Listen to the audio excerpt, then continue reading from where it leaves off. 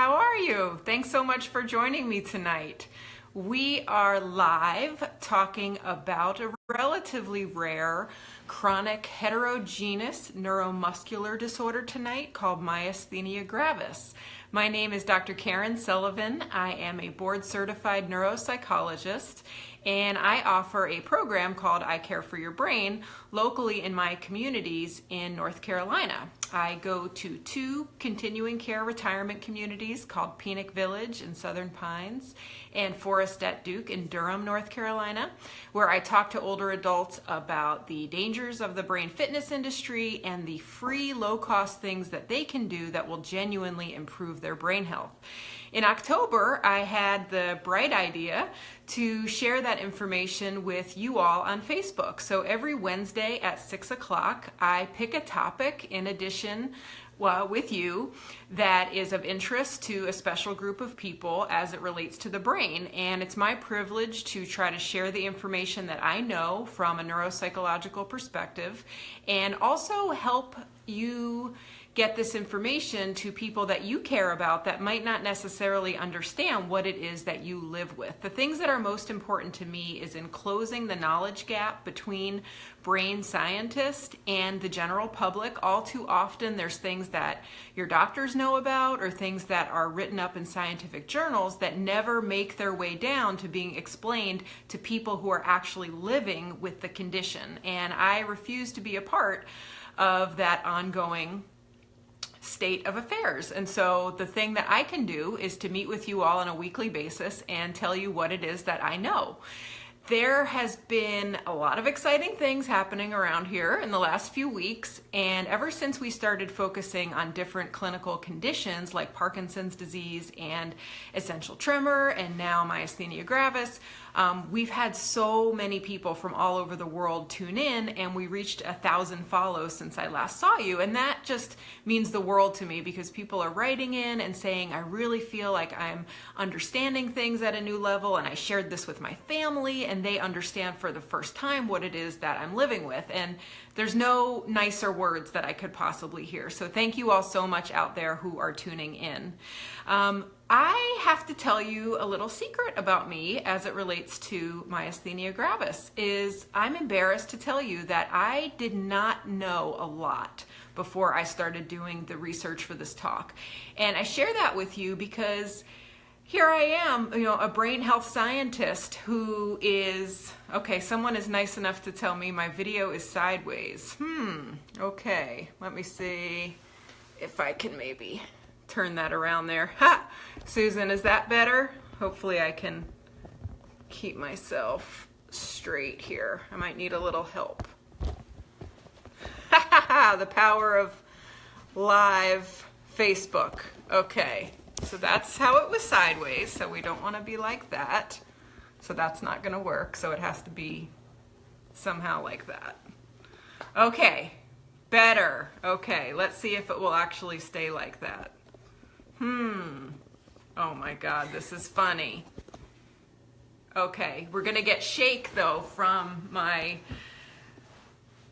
friend holding it, but we're going to do our very best. Okay, I'm crooked, but we're gonna live with it. Okay, so I didn't know a lot. I've done a lot of research. I feel a lot more well-informed, but I share this because when you go to especially a brain health doctor, don't you expect that we're gonna know what it is you're living with when it's a central or peripheral nervous system disorder?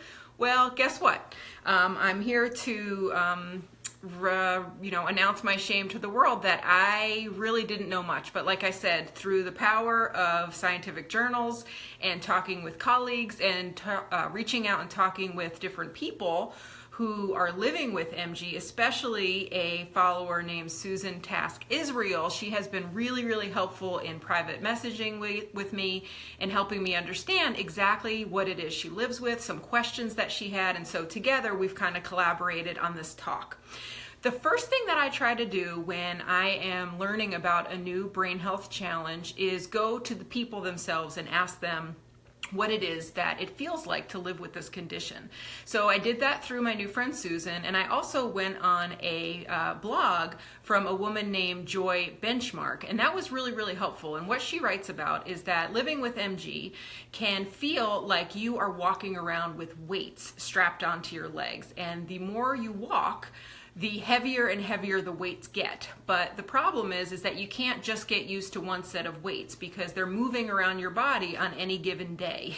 And these weights are also invisible because no one can see this, and it can feel really, really lonely to have this relatively rare condition. So what we're going to talk about tonight are an overview, the different subtypes. My friend Susan helped me understand that it's a snowflake condition, meaning that it's really not the same in most people. There's a lot of variations. The thing that is most interesting to me as a neuropsychologist is the possibility that this is not just a peripheral nervous system disorder. There has always been the way MG has been written up in the literature is that it affects the neuromuscular junction, which of course it does, but we know that the main chemical messenger that is not working properly in MG is called acetylcholine.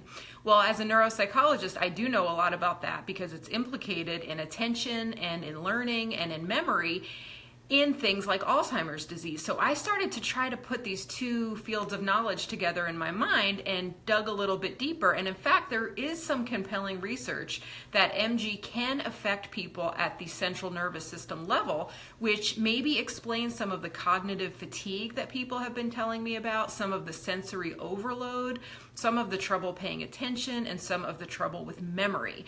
So I'm going to try my very best to get into that literature with you tonight.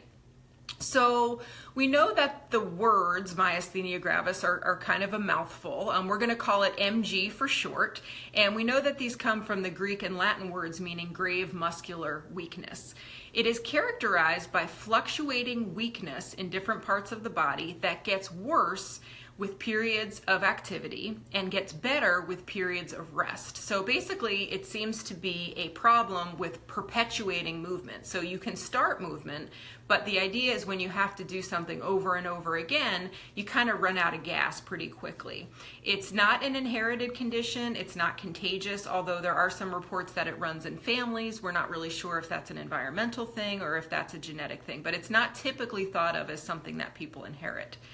It is common in young women under the age of 40 and in men over the age of 60.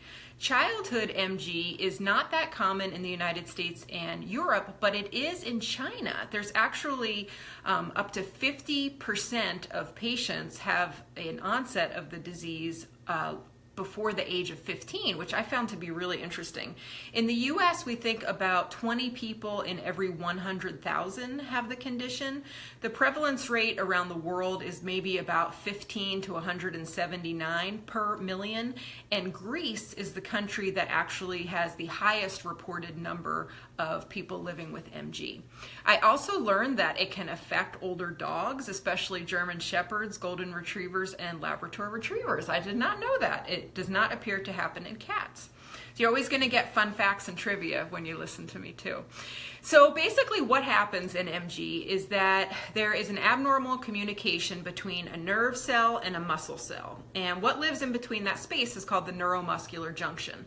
And when we have to do something like move, especially a skeletal muscle, a little neurotransmitter, a little packet of chemicals gets released on one end of the, let's just say over here on a cell.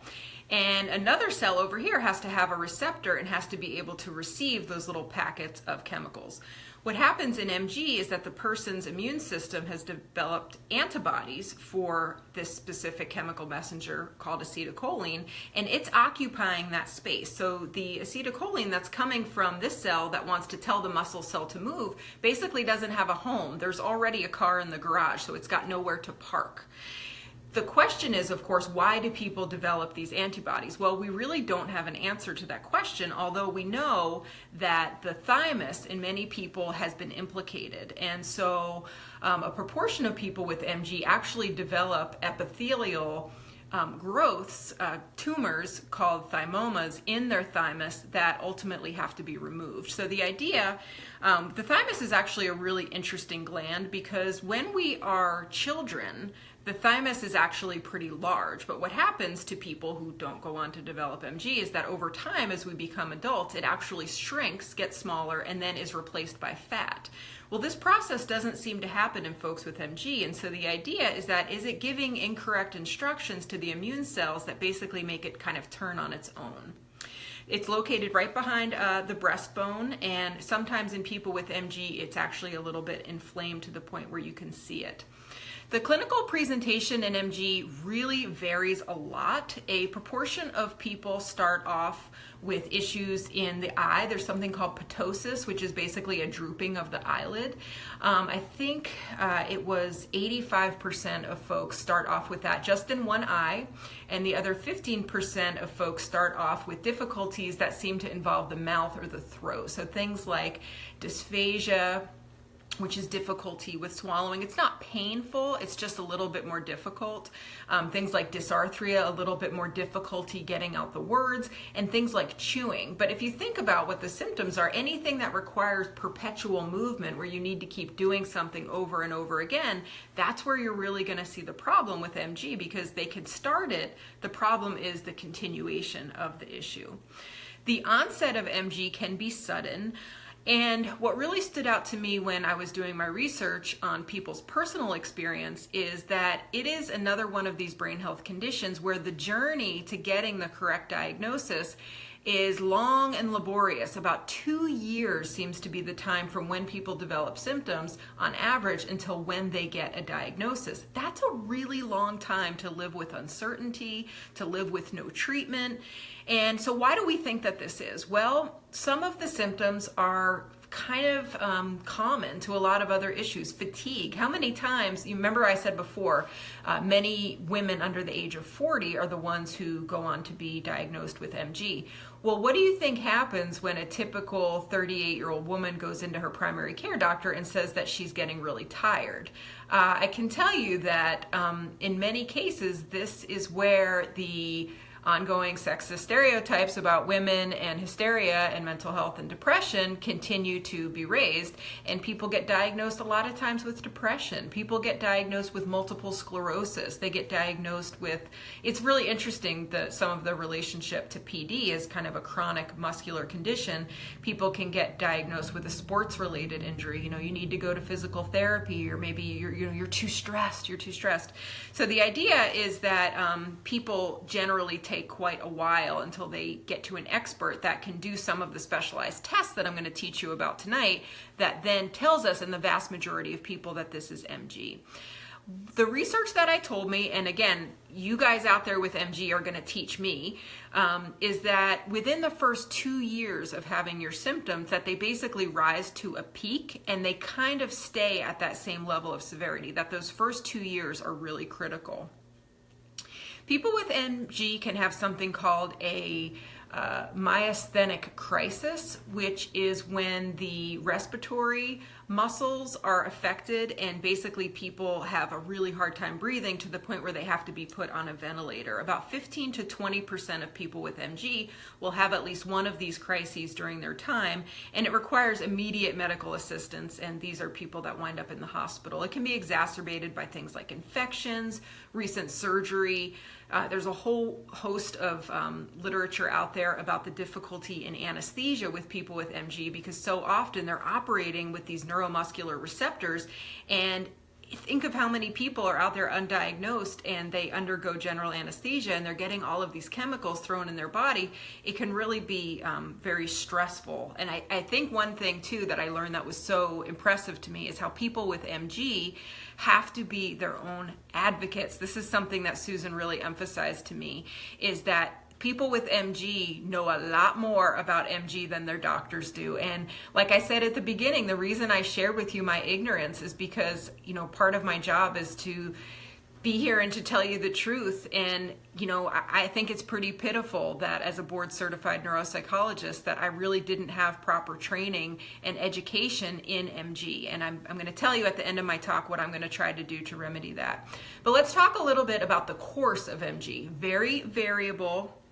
People can experience intermittent weakness, like the woman said in the beginning. It can be in one muscle group one day, move around in your body a little bit. There are people, about 10 to 20% of people, that experience spontaneous remissions with MG. Now, we don't know why that happens. If we did, that would be wonderful, because we can support a lot more people in having them, but that is something that happens. There are quite a few tests that can be done to assess for MG. The first one, of course, is taking your clinical history. That's one thing that I really love about being a neuropsychologist, is that yes, we do a lot of complicated paper and pencil tests and rely on quantitative assessments and psychometrics and all these fancy things, but really a lot of the gold that my patients and their family gives to me comes from the interview. It comes from being a good listener and understanding syndromes and how different things hang together.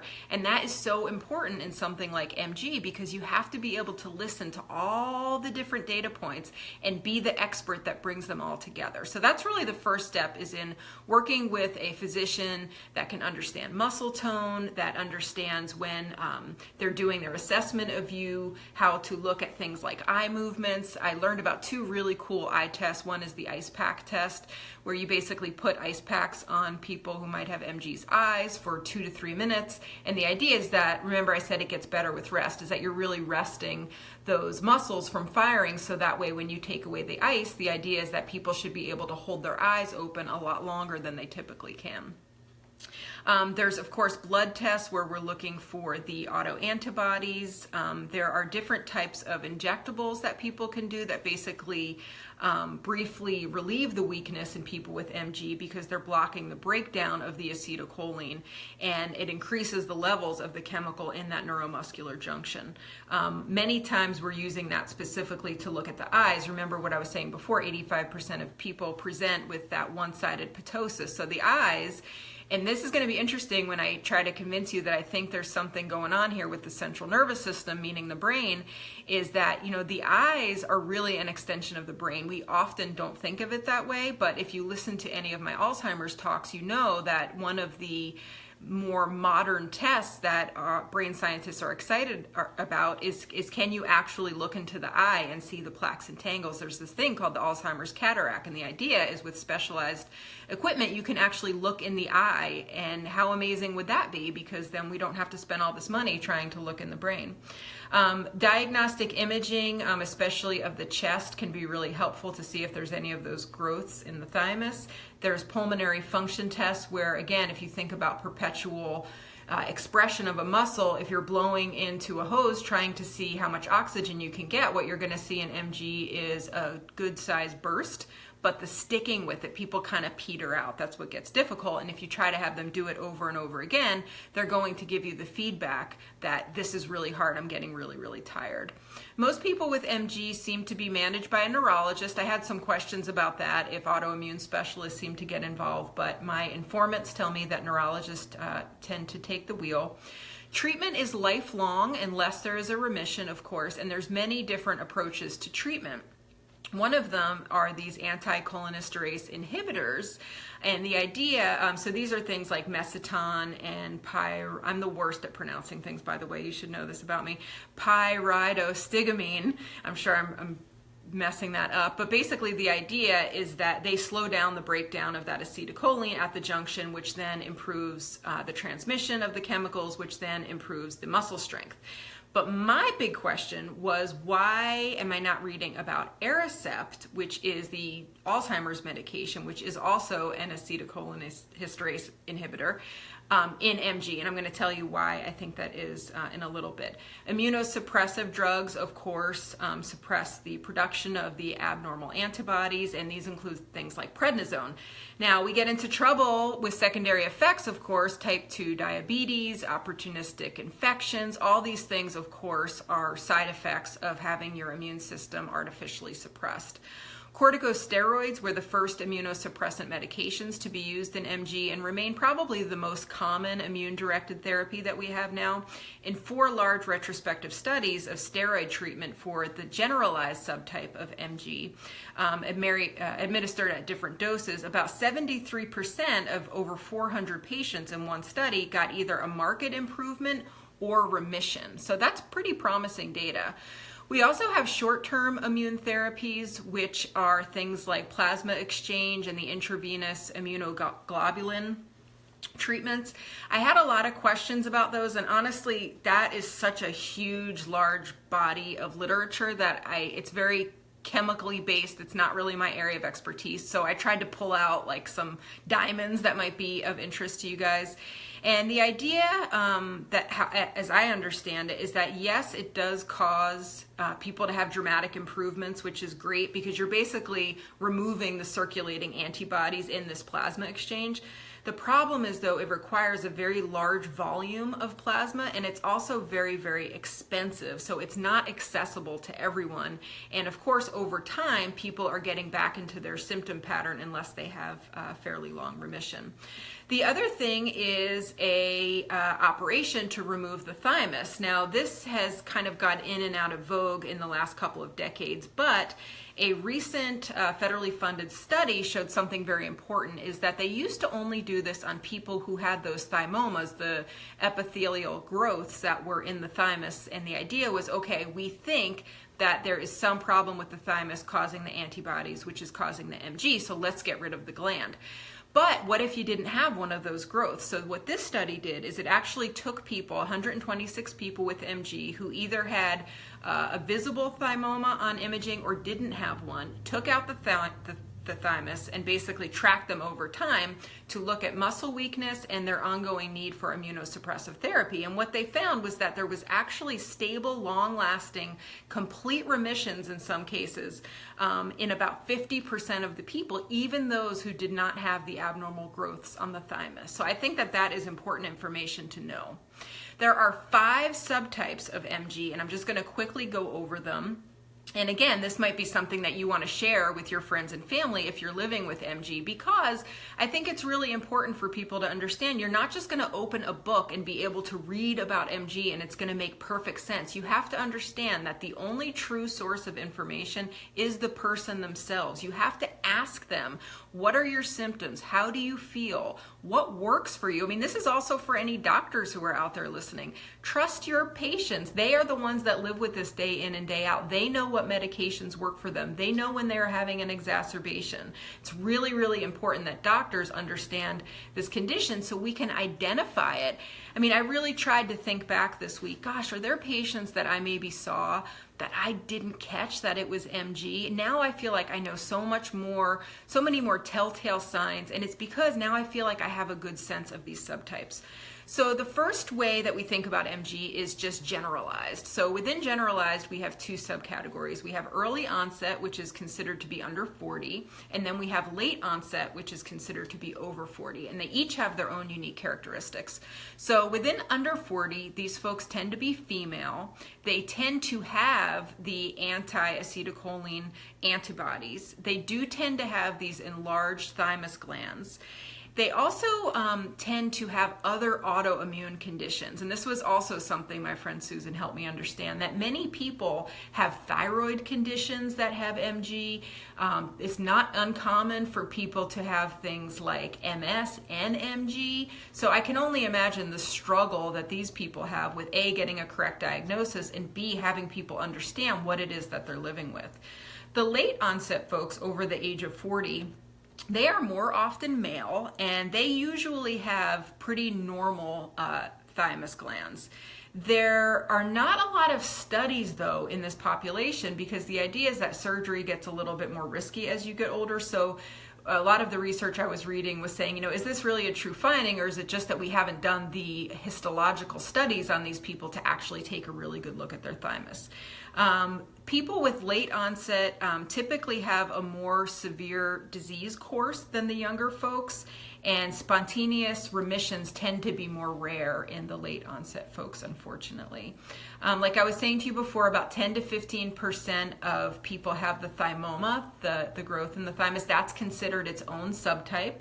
The 4th subtype is something called MuSK, which is about 15% of people with MG who have generalized, don't have the anti-acetylcholine antibody. They actually have an antibody called MuSK, which is muscular synaptic kinase, I think. It's another protein that's found on that postsynaptic receptor site that is clogging up the garage. Folks who have the MuSK antibodies have more atypical symptoms, so they tend to have more of the respiratory weakness, atrophy in their muscles, and they don't as often have the ocular or eye symptoms. There are folks out there who are considered seronegative, which they have the generalized version, but basically you give them the blood test and they don't come up having any of the antibodies. And that must be incredibly frustrating, because if you have an insensitive provider, I can only imagine some of the feedback that people have gotten out there about the fact that maybe they don't really have it, or maybe it's in their head, and that kind of thing just really breaks my heart.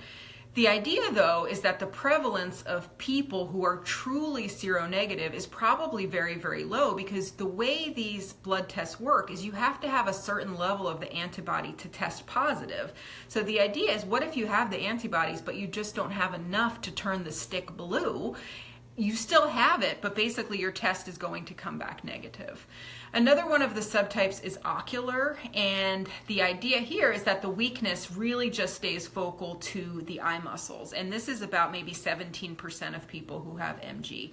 It seems to be a much more common subtype in Asian folks.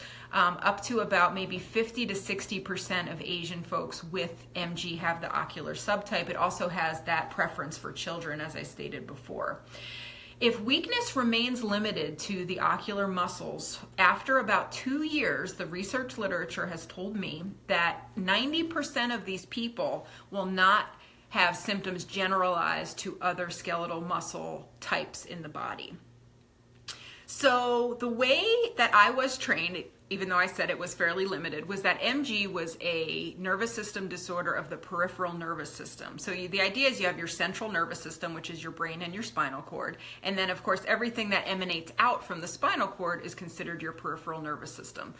Most things that you will read about MG are going to tell you that this is a peripheral nervous system disorder.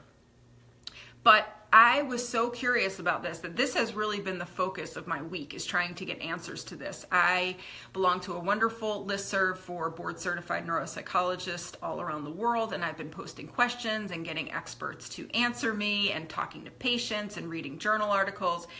And I have come to the conclusion that I think it's pretty likely that MG, and this isn't just me, I'm not like having a genius moment here, there is a body of literature that supports the idea that MG also occurs at the level of the brain. So I want to tell you a little bit about that. Acetylcholine is probably the most common neurotransmitter in the human body. It's actually so common because the idea is that it's very old, that even through the course of evolution, things like roundworms are made up, a huge amount of their nervous system is made up of acetylcholine neurons, which is really, really interesting.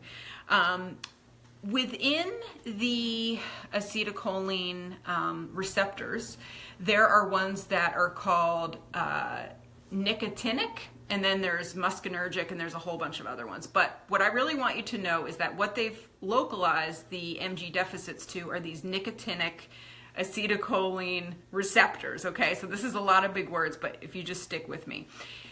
This is of interest because we know, if you look at this other body of literature, Alzheimer's disease specifically, that that is what these medications like Aricept are working on, because there are these nicotinic acetylcholine receptors in things like the hippocampus, which is where learning and memory happens, and things like the hypothalamus, which is responsible for very basic biological functions like sleeping and eating, in the midbrain and in the cerebral cortex, which of course is where attention happens, sensory gating happens. So the idea is you hear a loud noise, and basically your brain helps you in kind of putting on some brakes so you can suppress it a little bit and you kind of get your bearings and figure out what's going on.